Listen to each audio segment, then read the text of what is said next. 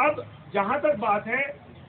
अभी वक्फ बोर्ड के 2 man committee को जवाब ना देंगे, तो सबसे पहले ये मैं आपको दिखाना चाहूंगा, ये आप देखेंगे, ये अंजुमन हैदरी जो लार्जेस्ट शिया ऑर्गेनाइजेशन है पूरे हिंदुस्तान की, हम लोगों ने इस पूरी प्रोसीडिंग के अंदर बाकायदा पार्टिसिपेट किया, और खाली 2 मैन कमेटी में नहीं, इससे पहले 1 मैन कमेटी बनी थी, 1 मैन कमेटी के अंदर भी हम लोगों ने पार्टिसिपेट किया, और उसके बाद 2 मैन कमेटी के अंदर हम लोगों ने हर तारीख पर जाकर पार्टिसिपेट किया, जिसकी तारीख है 23/5/2022 की भी है, 1/6/2022 की भी है, 21/6/2022 की भी है, 4/7/2022 की भी है। हम हर तारीख पे गए, हमने तमाम सबूत और दस्तावेजात वहाँ 2 मैन कमेटी में दिए, कितना जज साहब होते थे, कितना एसडीएम होते थे, और वहाँ पर हर बार डीडीए ने आने के बाद ये कहा कि हमारे पास कोई सबूत ऐसा नहीं है कि ये वक्फ जायदाद नहीं,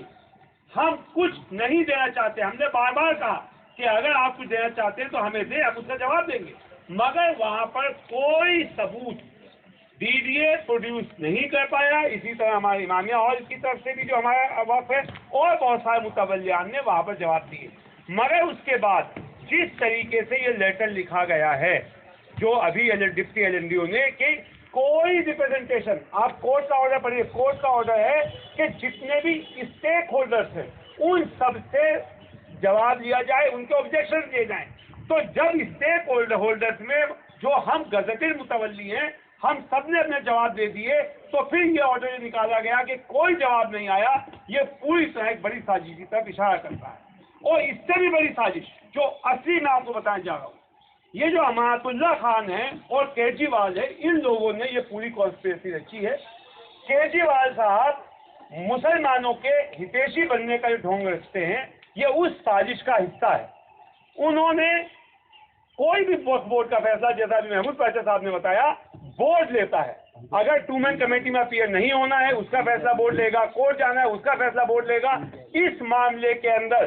कोई बोर्ड रेजोल्यूशन पास नहीं किया गया। अरविंद केजरीवाल के घर पर बैठ के सीएम हाउस में यह फैसला हो रहा है कि हमें वहां अपीयर नहीं होना है, हमें उस कोर्ट में पेश नहीं होना है। तो इससे साफ साबित होता है कि वक्फ बोर्ड की तमाम धांधली, तमाम षड्यंत्र जो है खुद सीएम के आवाज पर बैठकर बनाए जा रहे हैं, और अमानतुल्लाह खान उनको एग्जीक्यूट करते हैं। और ये बात हम आज नहीं कह रहे हैं, आपको याद होगा उत्तर प्रदेश इलेक्शन के टाइम पर जब हमने सबूत जारी किए थे कि अमानतुल्लाह खान ने ये कहा था कि मुझे 500 करोड़ रुपया केजरीवाल साहब को देना है उत्तर प्रदेश इलेक्शन के लिए वक्फ बोर्ड से, इसलिए मेरी मजबूरी है, मैं वक्फ जायदाद बेच रहा हूँ। जिसके बाद हमने सीएम आवाज से लेकर सब जगह एहतजाज किए थे और सबूत दिए थे ले जाकर कि हम ये नहीं होने देंगे। तो आज वो कॉन्स्पिरेसी साफ हो गई है कि डिप्टी एलएनडीओ ने एक गलत लेटर लिखा कि किसी स्टेक होल्डर का कोई जवाब नहीं आया, इसलिए ये केस खत्म हो गया, और अमानतुल्लाह खान ने फौरन उस बात को एक्सेप्ट कर लिया, तस्लीम कर लिया कि हाँ हमने जवाब नहीं दिया था क्योंकि हम कोर्ट गए हुए हैं। तो ये पूरी तरीके से हमारे केसेस को, इन वक्फ जायदादों को लूटने की एक बड़ी साजिश तो है ही, साथ में इसकी असली साजिश जो है वो आप सबको समझना जरूरी है। ये साजिश है एक ऐसा माहौल पैदा करने की ताकि मुसलमानों के अंदर अफरा तफरी फैल जाए। जब आप समझिए कोर्ट के अंदर वक्फ बोर्ड नहीं जाएगा, एक ऑर्डर पास हो गया, जैसा आज ऑर्डर पास हो गया है कि सब वक्फ प्रॉपर्टी पर नोटिस लगाया जाए, तो ये नोटिस अगर जहां पर लाखों श्रद्धालु यहाँ आते हैं, यहाँ पर अगर आजकल को कोई कब्जा लेने के नोटिस लेके आएगा तो लाखों लाख लोग यहाँ इकट्ठा हो जाएंगे, और जब वो इकट्ठा होंगे क्योंकि उनका कॉन्स्टिट्यूशनल राइट है, ये जमीन उनकी है, तो फिर ये जो मक्कार ये अमानतुल्लाह खान, वक्फ चोर, वक्फ खोर अमानतुल्लाह खान, ये अरविंद केजरीवाल के साथ मुसलमानों का हितैषी बन के खड़ा हो जाए। ये खड़े होकर फिर कहेंगे कि हम जान दे देंगे मगर वक्फ जायदाद नहीं जान देंगे, जबकि अगर देखा जाएगा तो पूरी कॉन्स्पिरेसी खुद सीएम आवाज के ऊपर रची गई है। इसके पुख्ता सबूत है। अमानतुल्लाह खान ने कोई बोर्ड रेजोल्यूशन पास नहीं किया है, जिसके वजह से, और ना ही किसी मेंबर को बताया है। और आज जो लेटर लिखा गया है, आपने देखा होगा, जो अभी कॉपी दी गई है, जो वक्फ बोर्ड की मेंबर है नईम फातिमा, उन्होंने हैरानी जाहिर की है कि इस तरीके से कैसे हो सकता है, बोर्ड मेंबर्स को बताया ही नहीं गया है। तो इस हालात के अंदर अब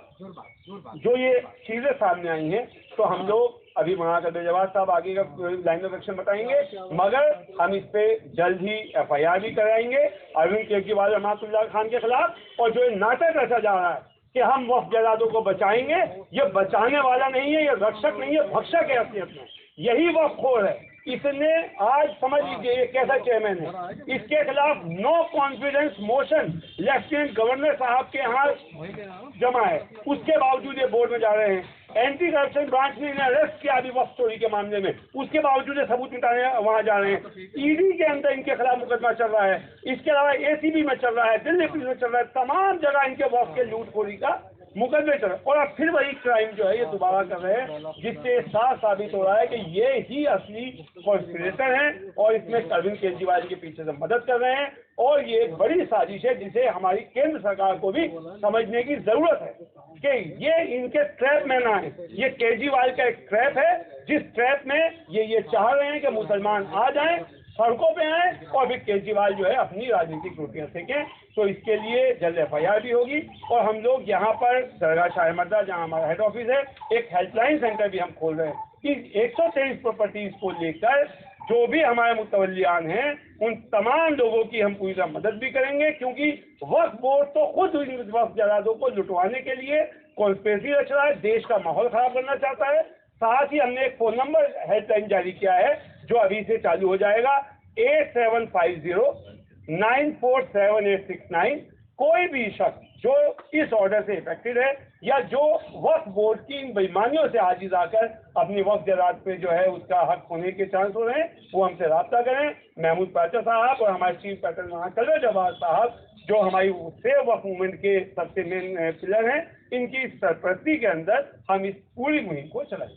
अब आपसे मौलाना कल्बे जवाद साहब जो इसके बाद सवाल